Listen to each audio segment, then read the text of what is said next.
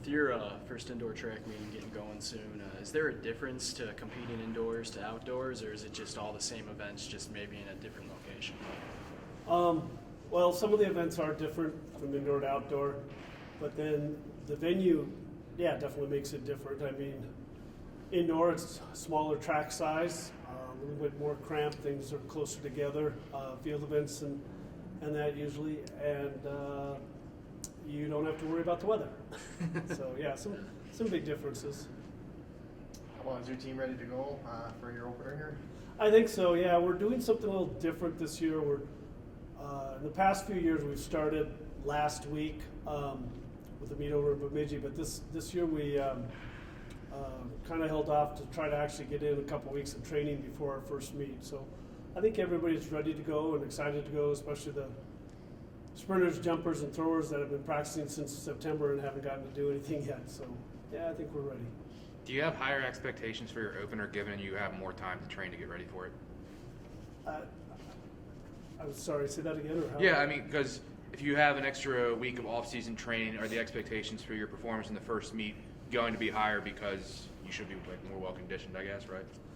Yeah, after coming off of Christmas break, so yeah, having an extra week of practices to kind of get back into the groove after everybody being gone for 3 to 4 weeks on their own. I don't know if I'd say I have higher expectations for this week, but or this first meet, but if anything, just a matter of maybe we're a little fresher, little not so cramped, and hopefully the performances will come out a little bit better than they have previous years. What do you hope to see out of this meet? I guess if the performance needs to be a little bit better than previous years, what do you think it's going to take to get there? Well, the traditional things of focus and concentration. I think the kids have been doing their workouts pretty well. In terms of making a better performance than last year, I'm referring to our first meet of the season. Okay.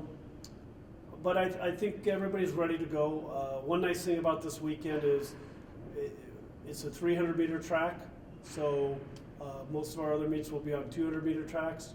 So it's kind of a nice way to get started with competition, getting that back in that mode and everything.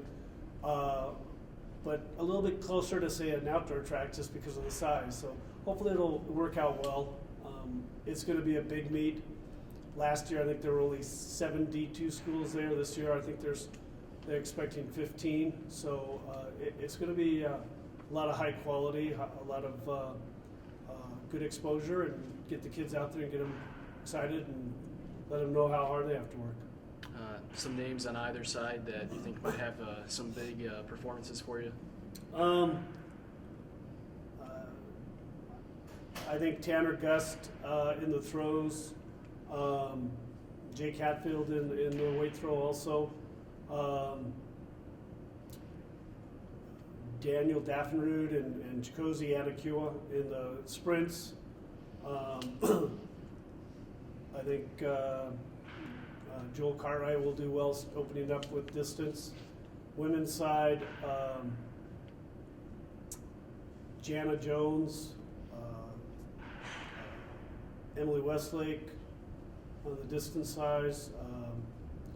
I think Randy Widner is going to open up well with her jumps. So, and then we've got a lot of unknowns with people that haven't been out in a while or haven't done track for a while and just kind of getting their feet wet. Do you base that off of like last year's results, or all those runners having a good off-season regimen that you've been in contact with them about? Or, I mean, who's had a really good off-season, if not? I base that off of at least the last 2 weeks of practice, maybe where they were practicing before the break, and then now that they came back from the break and just where they've been at, that I figure they were the people that maybe will shine for us here the first meeting out.